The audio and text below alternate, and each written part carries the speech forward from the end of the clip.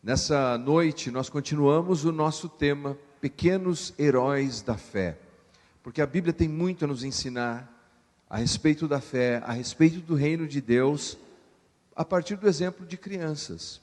É tão bonito ver como a palavra de Deus valoriza as crianças. Quando você estuda os povos antigos, você tem uma estrutura social, um extrato social. E nesse extrato social, estrangeiros não eram considerados pessoas importantes. As mulheres não eram consideradas muito importantes. E as crianças, menos importantes ainda, porque as crianças não contribuem com nenhum tipo de estrutura socioeconômica. São apenas recipientes da bondade de alguém. E a Bíblia faz um caminho inverso e coloca as crianças como um exemplo daqueles que recebem a fé com sinceridade. Eu li esse artigo interessante, e alguns aqui podem confirmar, tenho certeza disso, que no Japão, vocês confirmam aí, vocês sabem, hein? Que no Japão as crianças são treinadas para lidar com os abalos sísmicos, os terremotos, quando estão ali com 3 a 5 anos de idade. Já ouviram falar disso? Elas já entram, vão aprendendo na escola a entrar embaixo da carteira, não é isso? Para lidar com os abalos sísmicos. E é claro que à medida que vão crescendo, eu vi um repórter japonês num programa de TV, e naquele momento que ele estava dando o noticiário, o cenário todo balançou. Se fosse eu, sairia correndo de lá como um relâmpago. Mas ele ficou tranquilo, ele levantou. Ele conhece. Ele sabe como é que se esconde, ele sabe como é que funciona isso. E quando nós vamos para a palavra de Deus, nós aprendemos também que existem tantos terremotos na vida. Não literalmente. São terremotos variados, terremotos de problemas de relacionamento que nós temos, terremotos econômicos que afetam as nossas finanças, terremotos não esperados que apertam a nossa saúde, terremotos de todo tipo, de toda sorte. Verdadeiros abalos sísmicos na nossa vida. E como sobreviver a tudo isso? Bem, os judeus, desde a mais tenra infância, ensinam os seus filhos, as suas crianças, a importância de encontrarem refúgio, de encontrar segurança no meio dos terremotos da vida. E para eles, essa segurança vem da palavra de Deus. Os rabinos costumavam, quando iam ensinar a palavra de Deus às crianças, uma das primeiras aulas, para eles aprenderem a amar a Torá, eles davam mel, uma tábua coberta de mel, e dava para as crianças lamber. Afinal de contas, naqueles dias não tinham bala, doce, pirulito, era mel. Passavam numa tábua o mel, distribuíam na sala de aula, e enquanto as crianças lambiam o mel, o rabino dizia: a palavra de Deus é mais doce do que o mel. Isso vai ficando ali, numa experiência que nós poderíamos chamar hoje em dia de marketing sensorial. Nunca mais vão esquecer que a palavra de Deus é mais doce do que o mel. Quando nós vamos para a Escritura Sagrada, nós nos deparamos com esse texto formidável que se encontra na segunda carta de Paulo a Timóteo, no capítulo 3, a partir do versículo 12. Segunda carta de Paulo a Timóteo, no capítulo 3, a partir do versículo 12. Timóteo, que é um filho de mãe judia com um pai grego, aprendeu onde ele poderia encontrar refúgio na palavra de Deus. Ele aprendeu isso desde a mais tenra idade. A palavra de Deus diz assim: todos os que querem viver a vida cristã unidos com Cristo Jesus serão perseguidos. Porém, as pessoas más e fingidas irão de mal a pior, enganando, sendo enganadas. Quanto a você, continue firme nas verdades que aprendeu, em que creu de todo o coração. Você sabe que foram os seus mestres na fé cristã. E desde menino você conhece as Escrituras Sagradas, as quais lhes podem dar a sabedoria que leva à salvação por meio da fé em Cristo Jesus. Essa carta foi escrita pelo apóstolo Paulo por volta do ano 67. Paulo, ele está na sua segunda prisão agora. Eu gosto sempre de lembrar que o apóstolo Paulo não foi preso porque era cafajeste, porque roubou dinheiro da igreja, ou porque fugiu com a secretária da igreja, ou qualquer coisa assim. Paulo foi preso por ser fiel a Jesus, por anunciar o evangelho de Cristo, apesar de naqueles dias sofrer a perseguição do Império Romano com uma fé que era considerada ilícita, ilegal. Mas para Paulo, mais importava agradar a Deus do que agradar aos homens. E agora ele está nessa segunda prisão. A primeira prisão de Paulo foi uma prisão domiciliar, onde ele tinha bastante liberdade. Ele podia receber amigos, ele podia enviar cartas abundantemente, mas essa segunda prisão em Roma foi uma prisão que cerceou ele completamente da sua liberdade. E de fato, essa foi a segunda carta a Timóteo e a última carta do apóstolo Paulo. Eu, nos anos de trabalho pastoral, vou lidando com tantos cenários da vida. Ser pastor é uma jornada muito interessante, carregada das mais diversas experiências emocionais. Eu me lembro que um ano nós tivemos lá em Mogi, na Becar, logo pela manhã, um café para pastores e líderes.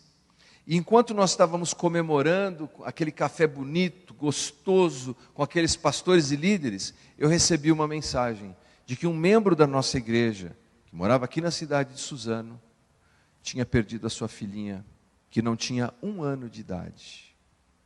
E ali estava eu, me alegrando com os que se alegravam, sabendo que na parte da tarde, eu estaria chorando com os que choram, no mesmo dia. Haja coração, não é fácil. E uma das coisas que eu aprendi na minha jornada foi o seguinte, que é lindo ouvir as primeiras palavras de uma criança. O jeitão das crianças falarem. Eu lembro dos meus filhos pequenos, as coisas engraçadas que diziam. O Leonardo, um dia que eu falava para ele, você tem que comer verdura, tem que comer verdura. E aí um dia ele terminou o almoço comendo as verduras e fez assim, papai, olha os meus molúsculos. Eu achei molúsculos sensacional. Embora as primeiras palavras tenham um significado muito especial, quando eles dizem papai, mamãe, há quem diga que eles estão dizendo papá, mamá, mas a gente interpreta como papai e mamãe. O que mais me marca, apesar dessa beleza das primeiras palavras, são as últimas palavras de alguém. E como um pastor, eu já ouvi muitas vezes, num leito de UTI, na cama de alguém que está para morrer, eu já ouvi muitas vezes as últimas palavras de alguém. Ali é o resumo de tudo, do que valeu a pena, o que não valeu a pena, o que a pessoa desejaria fazer diferente. Esta é a segunda carta de Paulo, é a última carta de Paulo. São as últimas palavras do apóstolo de Jesus. De um homem que teve tamanha habilidade de comunicação, que eu vi até um ateu dizendo que não acredito em Deus, não acredito em Jesus, mas Paulo merece um Nobel de comunicação. E quando Paulo escreve essa carta, ele escreve ao seu jovem discípulo Timóteo, a quem ele recrutou lá no livro de Atos, no capítulo 16, no versículo de 1 a 3. Timóteo era da cidade de Listra, e ali Paulo está procurando um jovem que pudesse ser o seu aprendiz. E por conta da reputação de Timóteo, ele recruta esse jovem. Por quê? Porque Timóteo conhecia a palavra de Deus desde a mais tenra idade. Paulo quer deixar com ele um exemplo fiel, mas um legado, para que a fé cristã possa prosseguir. E Timóteo foi um pastor na cidade de Éfeso. A cidade de Éfeso teve, antes do período que nós chamamos de os pais da igreja, 3 pastores. A igreja de Éfeso teve 3 pastores. Vou te dar uma chance de você arriscar dizendo quem foram esses pastores. Primeiro, eu já citei o nome dele aqui. Primeiro pastor de Éfeso. Esse não foi o primeiro. O primeiro pastor de Éfeso. Citei o nome dele aqui. Paulo, exatamente. Passa depois lá atrás e pega o prêmio. Paulo foi o primeiro pastor de Éfeso. O segundo pastor da igreja de Éfeso Foi Timóteo. O terceiro pastor da igreja de Éfeso foi o apóstolo João. Só pastor com P maiúsculo. Gente extremamente capacitada e piedosa. E os três tinham em comum um profundo conhecimento da palavra de Deus. Por quê? Porque o judeu, desde a infância, aprende que se você quer se esconder dos abalos dessa vida, você precisa da palavra de Deus. Você precisa da palavra de Deus. E aqui nessa segunda carta, nós lemos que o apóstolo começa dizendo assim: os homens maus, eu estou colocando a linguagem de hoje, no versículo 13, ele diz, eles vão de mal a pior, enganando e sendo enganados. Ele diz assim, à nossa volta, ao nosso redor, o mundo está caótico. À nossa volta, nós temos todo tipo de gente traidora. À nossa volta, nós temos as serpentes aladas, nós temos ratos alados, que continuamente estão buscando nos enganar. Mas essa gente vai de mal a pior, diz Paulo. E aí, ao mesmo tempo, ele nos dá esse contraste no versículo 14. Quanto a você, ouça bem isso, quanto a você. Paulo enfatiza a responsabilidade individual de Timóteo. Que Timóteo não poderia justificar os desencantos da vida, porque à sua volta ele tem tantas víboras humanas. Ele não poderia justificar os desencantos da vida, porque ele tinha à sua volta escorpiões, bípedes. Quanto a você. Cada um de nós, assim como Timóteo, carrega a responsabilidade individual. Nós não podemos ficar transferindo a responsabilidade da nossa existência, da nossa vida espiritual, do nosso contentamento, do nosso sucesso ou fracasso a outros. Nós não podemos terceirizar a realização da nossa vida. Quanto a você. Você tem essa responsabilidade. Eu assisti uma entrevista desse jovem brilhante. Eu fico te devendo o nome dele aqui. Ele queria ser escritor. E quando ele estava fazendo faculdade de comunicação, ele ouviu o professor dele dizendo o seguinte: ser escritor significa que você vai produzir muitos textos, vai encaminhar para as editoras e eles vão rejeitar o seu livro. Ele falou, como é que é, professor? Como é que eu vou ser escritor? Você vai produzir livros, você vai encaminhar para as editoras que vão rejeitar os seus livros. Ele falou, então quer dizer que o sucesso ou fracasso da minha carreira de escritor depende de um terceiro? E o professor disse, exatamente, pode se acostumar com isso. Mas ele não se acostumou. Ele saiu de lá e passou a produzir os seus livros de maneira independente, sem passar pelo crivo de qualquer outra pessoa, de qualquer outro terceiro. E se tornou um fenômeno de venda de livros, inclusive de livros digitais. Quanto a você. Não põe a culpa no marido, não põe a culpa na esposa, não põe a culpa na igreja, não põe a culpa no vizinho, não põe a culpa nem no governo. Quanto a você, é o que diz Paulo. E Paulo corrige aqui aquilo que está presente na Escritura desde o primeiro livro, o livro de Gênesis.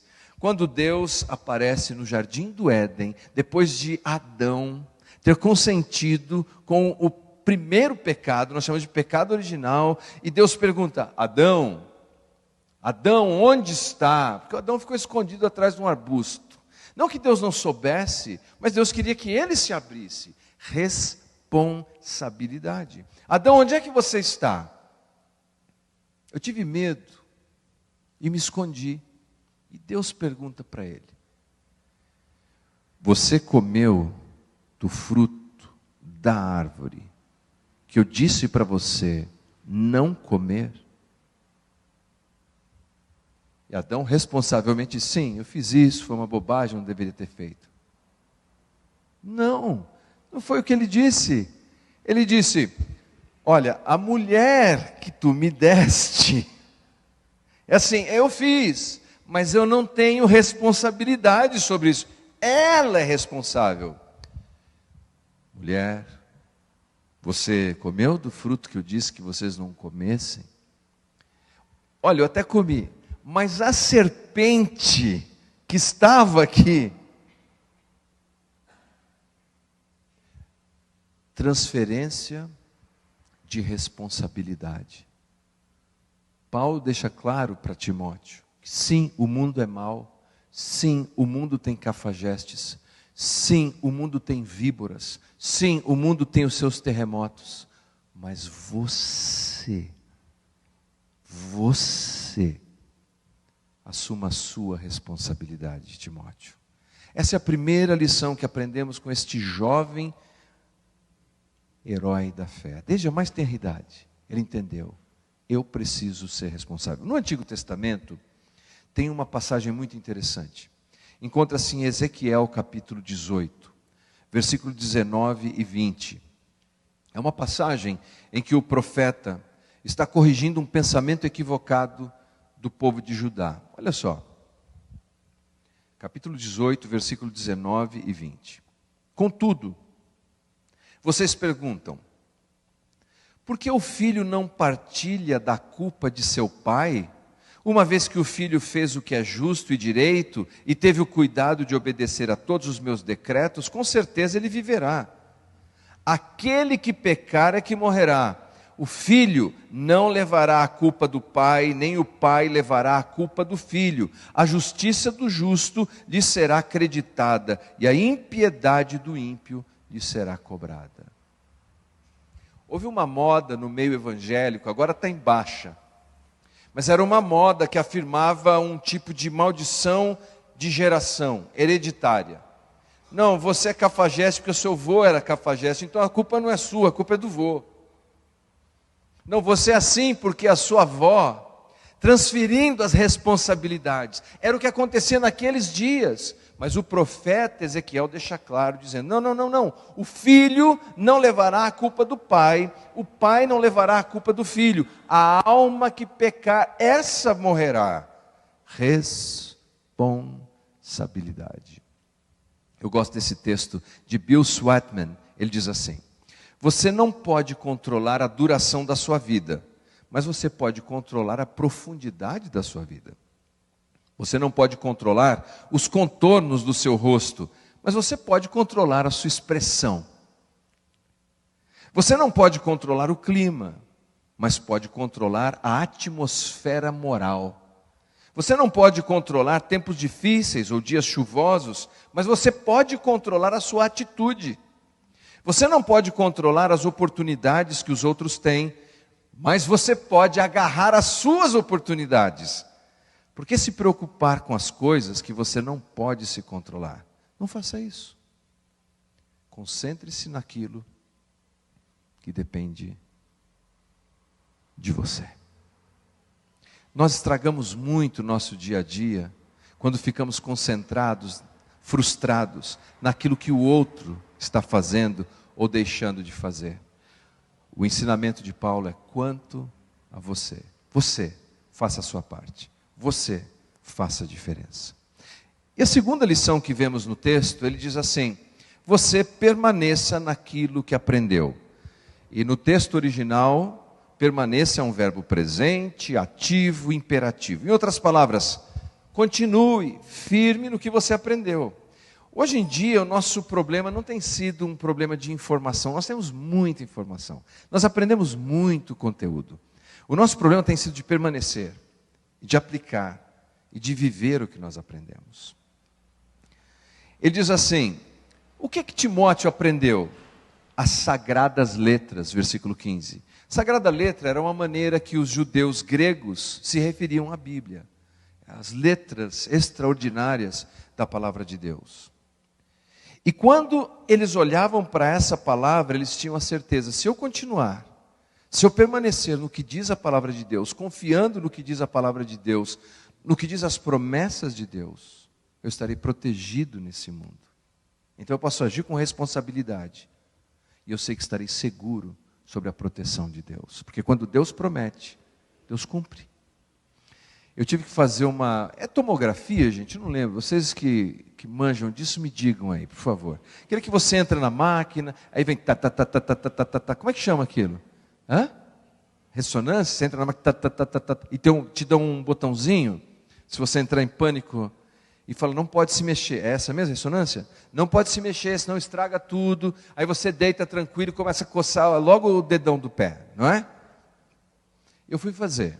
Aí eu falei, não, tranquilo, me deram esse botãozinho. Eu fiquei com o botãozinho na mão. Ele falou, vamos começar, senhor Leandro, vamos começar. Pode começar. Tá, tá, tá, tá, tá, tá, tá. E o dedo começa a coçar lá embaixo. Tá, tá, tá, tá, tá, tá, tá. Eu falei, eu preciso me concentrar aqui. Parecia uma eternidade. Tá, tá, tá, tá, tá, tá, tá. Eu falei, já sei. Eu vou começar a recitar versículos da Bíblia. E o tempo vai passar rápido. Tá, tá, tá, tá, tá, tá. O Senhor é meu pastor e nada me faltará. Tá, tá, tá, tá, tá, tá, tá. Eu sou o caminho, a verdade e a vida. Tá, tá, tá, tá, tá, tá. Deus amou o mundo de tal maneira, tá, tá, tá, tá, que deu seu filho. 10 versículos depois eu não lembrava mais versículos. E a máquina ainda tá, tá, tá, tá, tá, tá, tá, tá, tá, tá, tá, tá, tá, e o dedão do pé coçando. Foi um tormento aquilo. Nós precisamos mais de palavra de Deus. Foi o que eu senti. Eu me senti um pastor frustrado. Falei, eu estou lembrando de 10 versículos aqui. Veja o que diz Salmo 18:30. Quanto a Deus, o seu caminho é perfeito. A palavra do Senhor é comprovadamente genuína. E na versão Almeida Corrigida Fiel, é um escudo para todos os que nele se refugiam. A palavra de Deus é um escudo para você. Mas nós precisamos conhecer. Nós precisamos conhecer quais são as promessas. O que Deus tem a dizer sobre a nossa vida, sobre o nosso relacionamento, sobre as nossas finanças, sobre a nossa ansiedade, sobre as nossas inseguranças e temores de amanhã. O que a Bíblia tem a dizer sobre isso? Quando você conhece as promessas, isso faz total diferença. Como vocês sabem, eu sou um suzanense, aqui da cidade das Flores, nascido na Santa Casa de Misericórdia de Suzano. Não dá para ser mais suzanense que isso. Eu moro em Mogi, me deram um visto permanente já, mas eu sou suzanense. E eu me lembro que aqui em Suzano, eu estudava no Hall Brasil, e a minha prima, Satiko Kumabi, muito legal essa prima, já partiu para a eternidade. Ela disse assim, Leandro, quando você fizer aniversário, eu não me lembro, acho que era 11 ou 12 anos de idade, eu pago para você ir no Play Center. Quantos lembram do Play Center? Alguns, né? Procura no Google os mais novos, vocês vão encontrar. Parque de diversões Play Center. Ela me fez uma promessa. E quando eu completei aquela idade, o que eu fiz? Fui lá na prima e disse, Satiko, é hoje. Cadê a minha promessa? E na hora, ela me deu dinheiro para eu poder participar da excursão do Raul Brasil para o Play Center. Quando você tem uma promessa, e você conhece uma promessa, você pode desfrutar da promessa. Por que continuamos sofrendo? Os abalos sísmicos. Não sabemos nos esconder embaixo da carteira. Não sabemos onde encontrar a nossa proteção. Não agimos com responsabilidade pessoal, porque sequer conhecemos a palavra de Deus.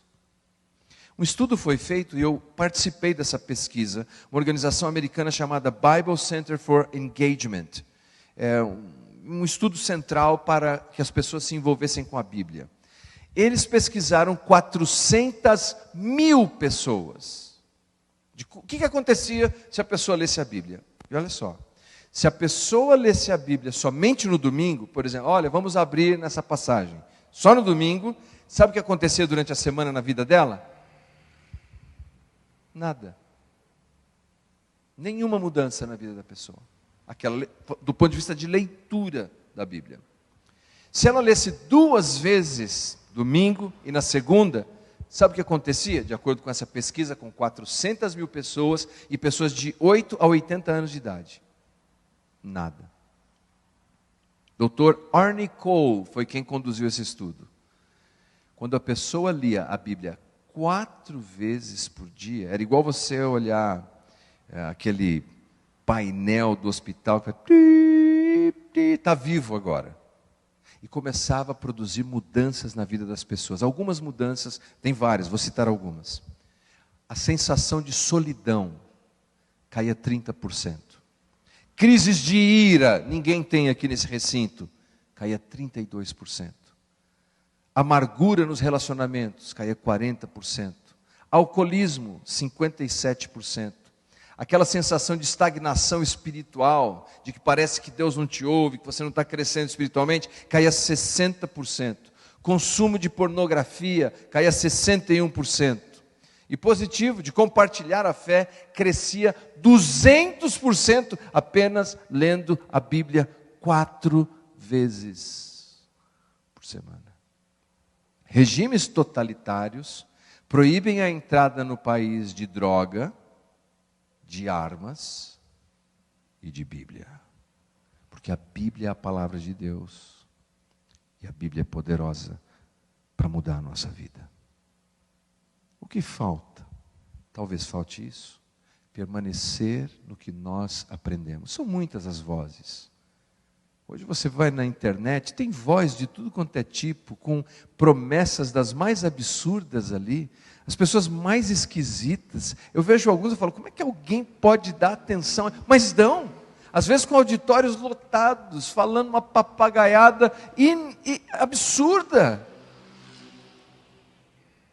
Permaneça no que você aprendeu, na palavra de Deus. Billy Graham, grande evangelista norte-americano, o maior evangelista norte-americano, ele tinha um amigo chamado Templeton.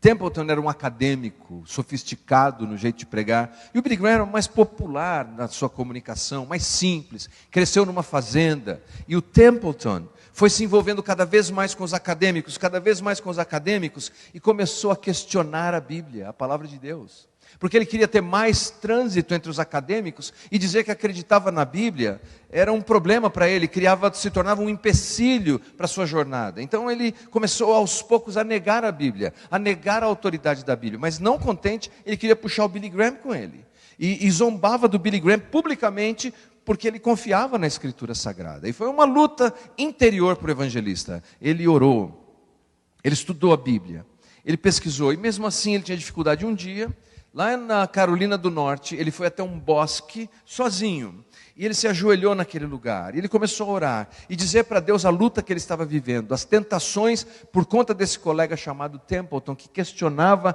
a palavra de Deus, até que ele entendeu. Ele disse, Senhor, eu entendi, é pela fé.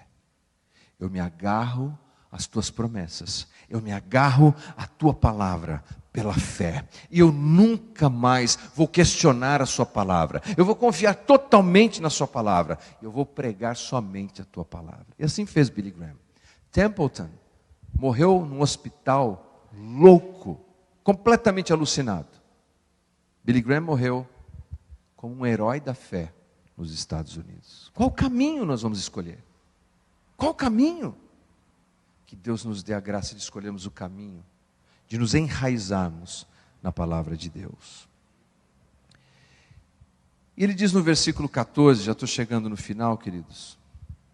Ele diz assim, pois você sabe de quem aprendeu. Ele fala desde a infância, o que ele aprendeu, que era a Sagrada Letra, e de quem ele aprendeu, dos exemplos. Todos nós teremos à nossa volta bons e maus exemplos. Ele diz assim no versículo que a Lloyd e Eunice, a avó e a mãe, ensinaram ele desde pequeno. E o próprio apóstolo Paulo, que o discipulou. Todos os dias você vai ter à sua volta bons e maus exemplos. Pessoas que te levarão para mais perto de Deus ou vão te afastar de Deus. Mas cabe a você escolher qual caminho você vai seguir. Ninguém pode trilhar por você. Qual será a sua escolha? Qual será o padrão para a sua vida? Timóteo fez a escolha certa. E o desafio do apóstolo Paulo é que eu e você façamos a mesma escolha. Pense nos modelos da sua vida. E para onde esses modelos te levam? Para mais perto de Deus ou para longe dele? Faz uns anos eu estive na Tailândia pregando, e uma irmã muito querida me disse, olha, quando você estiver lá, vê se consegue uma Bíblia de Mianmar e traz para mim, que era país vizinho. Eu falei, tudo bem. E aí eu fui numa feira pública, muito interessante, pessoal bom de negociar lá. É assim, a 25 de março vira, como é que eu vou chamar? Amadora na capacidade deles. E eu conheci essa mocinha pequenininha assim, que vendia lençóis. A Júlia tinha de trás um lençol da Tailândia para mim. E ai de mim se não levar. Meu sofá agora até que é bom. Eu escolhi um novo, macio, porque quando o marido desobedece tem que ter um sofá macio para dormir. Mas naquela época não era. Eu fiquei ali conversando com essa mocinha que vendia o lençol, mas negociava igual um leão. Sabe quando vai pondo coisa, fazendo pacote? E eu vi que ela tinha uma Bíblia. Exatamente uma Bíblia de Mianmar. Eu falei, olha, você tem uma Bíblia. Você não me vende essa Bíblia? É negociadora. Está ali, está no mercado. Eu nunca vou esquecer. Ela disse, eu vendo qualquer coisa que o senhor quiser aqui da minha barraca. Mas eu nunca vou vender a minha Bíblia. Essa menina está enraizada na palavra de Deus. Se você quer sobreviver às tempestades, aos terremotos desse mundo, corra para a palavra de Deus. Lembre-se das promessas de Deus. É lá que você vai encontrar, em momentos de crise, promessas como, eu tudo posso, naquele que me fortalece. É lá que você vai encontrar palavras como, se Deus é por nós, quem será contra nós? É lá que você vai encontrar, aquele que habita no esconderijo do Altíssimo, a sombra do Onipotente descansará. É lá que você vai encontrar a promessa de ser forte e corajoso, não temas. É na palavra de Deus que você vai encontrar isso, não é no biscoito chinês, não é no horóscopo, não é na carta do tarô, é na carta do apóstolo Paulo, do apóstolo João, do apóstolo Pedro. É na palavra de Deus que você vai encontrar a mensagem que você precisa. Timóteo foi um herói da fé desde pequeno, nos ensinando o valor da palavra de Deus. Ele seguiu os bons exemplos, e que eu e você também tenhamos a palavra de Deus como a nossa base, e que possamos fazer a escolha de seguir aqueles que são bons exemplos para a nossa vida. Nós sabemos o que e de quem aprendemos. Agora, lá no Congresso de Família, aconteceu algo muito legal. As crianças tinham suas salas para terem um ensinamento preparado pedagogicamente para a faixa etária delas. Mas um menino ficou numa das palestras que eu estava dando. Foi no sábado à noite. E quando terminei, ele deve ter 8, máximo 10 anos. É um menino, mas é um herói da fé.